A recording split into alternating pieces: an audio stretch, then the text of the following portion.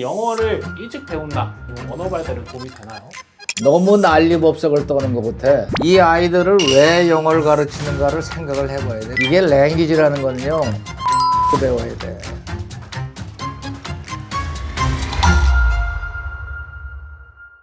이번에 첫 주제가 뭐냐면은 영어 조기 교육인데, 대한민국의 영어 조기 교육이 과연 언어 발달에 도움이 될까라는 주제를 한번 가지고 말씀 한번 좀 나눠보고 싶어가지고 가져와 봤는데, 우선은 우리나라 말고 그냥 영어를 일찍 배운다. 언어 발달에 도움이 되나요? 뭐 안 배우는 것보다 낫겠지 뭐. 근데 우리나라 같은 경우에는 이 조기 교육이라는 것이 문제가 있는 게 너무 난리법석을 떠는 것부터 조기 교육을 한다고 그냥 냅둬도 되는데 한국말 조기 교육 했어요? 안 했는데 그냥 하잖아. 때가 되면 외국어 교수법의 역사를 보면은 옛날에 그 로마 시대 때부터 이렇게 보면은 말이야, 외국어를 가르치는데 가장 자연스러운 교수법이 뭐 있을 것 같아? 외국인한테 배우기. 그렇지. 다른 나라에 침략을 해가지고 노예를 붙들어 오는데 막노동하는 노예도 있지만은 어떤 경우에는 그쪽에서는 나름대로 귀족에 속하는 학식도 높은, 예를 들면 대학 교수급으로 하는 포로들을 붙들어다가 뭘 시켰는가 하면은, 예를 들면 뭐 프랑스 그러면 프랑스 귀족을 붙들어 왔다. 그러면 자기 집에 애들의 그 유모를 시키는 거야. 유모나 보모를 시키면은 할 줄 아는 말이 자기가 그 말이니까 프랑스 말로 아이한테 이렇게 가르치니까 꼭 엄마한테 말 배우듯이 그렇게 배우고, 독일 쪽에 포로를 붙들어 왔다 그러면 그때는 전부 다 그 동네 젠타일이라고 이방 이교도라고 그러는데 붙들어다가, 그러니까 원어민을 가정부로 두고 아이를 키우면서 하는 방법을 썼어요. 그게 가장 고전적인 방법이거든. 어렸을 때부터 배우는 거.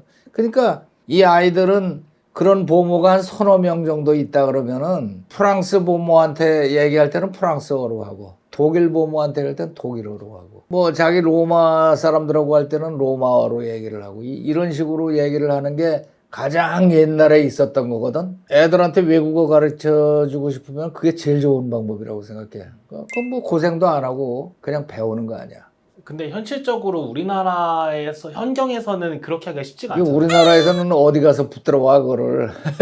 그래가지고 한동안 옛날에 유행했던 게 요새는 어떤가 모르겠다. 필리핀 가정부를 데려다가 가르치고, 우리 동네에도 보면은 그 슈퍼에 가면은 필리핀 가정부가 애들하고 같이 오서 뭐 영어로 얘기를 하고. 좋긴 좋은데 문제는 발음이야. 발음을 이상한 거 배운다고 애들이. 필리핀 발음처럼 배우네요. 필리핀 발음. 필리핀 발음이 그 문제가 좀 있거든. 필리핀이 원래가 스페인의 식민지였다가 그 다음에 미국의 식민지였다가 이렇게 역사가 복잡해요. 또 자기네 따갈로그 언어, 자기네 언어하고 이 짬뽕이 돼가지고 이상한 발음을 한다고. 그런 집들도 있고 그랬어요. 근데 지금 조기 교육이라고 해서 하는 얘기인데, 첫째로는 이 아이들을 왜 영어를 가르치는가를 생각을 해봐야 돼. 왜 가르치는 건데? 세계 방방곡에 나가서 이제 영어로 해야지 말이 통하니까 영어를 배우는 거가 제일 우선이 되지 않을까요? 그럴 거야. 조기 교육을 해야 된다는 것이 이제 역사가, 조기 교육 붐이 일어난 게 1980년도인가 그때쯤부터, 그때 전두환 대통령이 말이야, 동남아로 순방을 갔다 왔다. 순방을 갔다 와갖고는 하는 얘기가, 뭐 그쪽에 가니까 애들도 영어 잘하는데 우리나라는 왜 애들을 못 가르치느냐고 이래 한마디 했다. 그래갖고 그냥 난리가 난 거야. 그래서 어린이 영어 이래가지고, 나도 그때 정철 카세트를 하고 있었잖아. 그래서 나도 정철 어린이 영어 그래갖고 장사 잘했지. 어떻게 하셨어요 그때? 궁금한데. 카세트 테이프를 만들어갖고 팔았지. 상당히 새로운 아이디어를 많이 넣었어요. 애들이 할 수 있게. 근데 그 얘기하면 이제 너무 옆으로 빠지고. 그렇게 해서 조기 교육이 시작이 됐는데, 덜컥 이제 거기다가 또 학설이, 옛날에 참스키 교수가 얘기하기는 우리가 태어나면은 하나님한테서 받은 LAD, Language Acquisition Device라는 것을 머릿속에 받아가지고 나와서 그 기능으로 언어를 흡수해서 잘한다. 이렇게 주장을 했거든. 그게 이제 전 세계적으로 사람들이 많이 들어갖고 알고 있었는데, 거기서 이제 조금 더 지나다가 무슨 학설이 또 발표가 됐는가 하면은 결정적 시기설이라는 게 나왔어요. 그 LAD라는 언어 습득 장치가 언제까지 살아 있습니까? 애들 때 그게 들어가 있다고 그러는데. 그래서 학자들이 그걸 또 연구하는 사람들이 있었어. 그래갖고 발표를 대개 사춘기 전까지. 사춘기라는 게 아주 묘한 지점인데 사춘기부터는 성인으로 들어가요.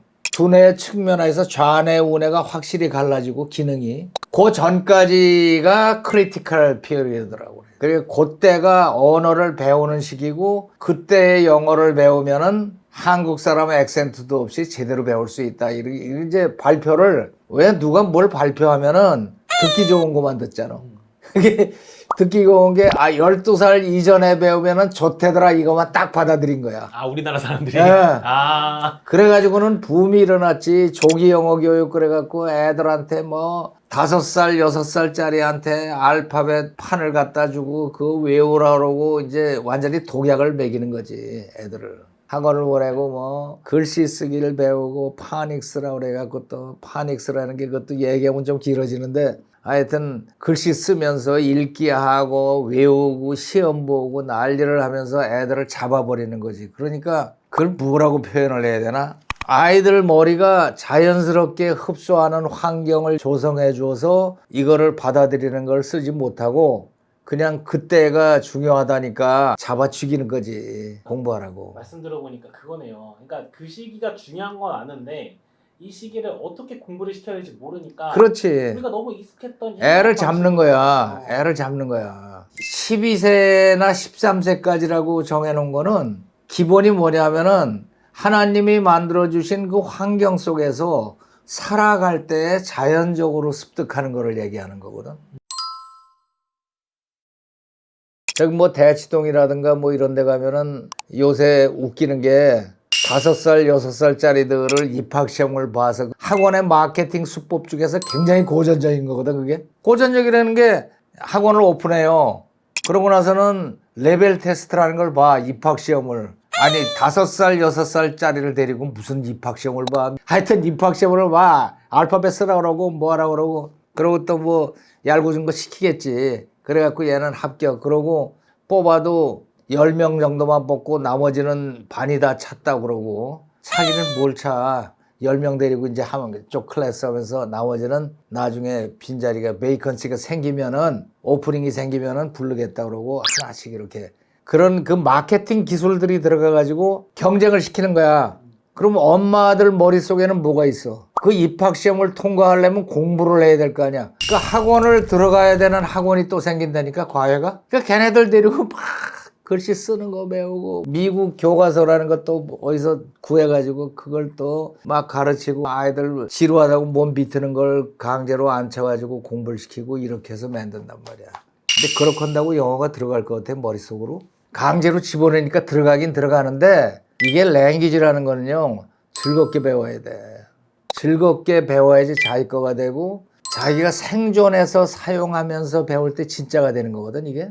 회화 시간이라고 그래서 뭐 주고받고 이거 외워가지고 하는 것도 물론 좋지만은 생존 환경을 만들어 놓고 거기서 살면서 배우면은 친구들하고 그냥 자연스럽게 된단 말이야. 우리나라에서는 기본 사상이 단어가 영어의 기본이다라고 알고 있지. 그런데 그게 작업 방식이지. 그래서 영어를 처음 배울 때는 외우더라도 해야 돼. 학교에서 배운 식으로 움직이는 게 아니다.